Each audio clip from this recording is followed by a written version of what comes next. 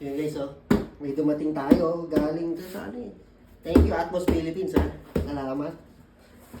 Ano kaya to? Yan. Uy! Guys, oh.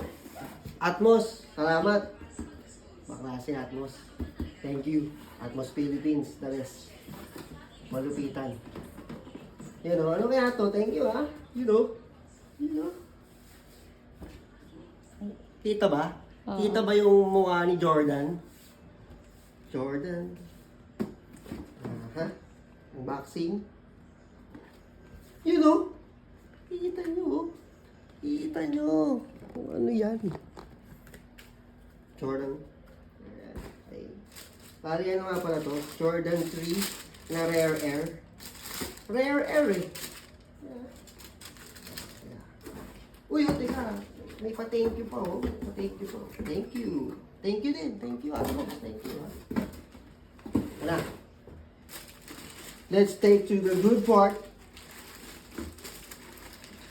You know. Naman na. Jordan 3. Rare Air. Ayan, oh.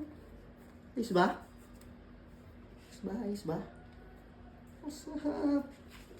Yeah. Hindi natin tumintin kasi kasi pa, oh. You know, Rare Air. Rare Air. Baliktad. Tama? Nakabaliktad yung Nike Air. Rare Air. Rare Air. Tapos yun. Meron siyang sticker again. Yun lang talaga yung gusto ko yung sticker. Teka lang. So yun. Uy, oh! May libreng sintas, guys! May libreng sintas. Parang off-white yung sintas nito eh. Ay, dalawa. Tama, dalawa naman talaga. Alam ko na ang isa. Pero dalawa. Oh. Parang siyang off-white na sintas. Malupit, malupit.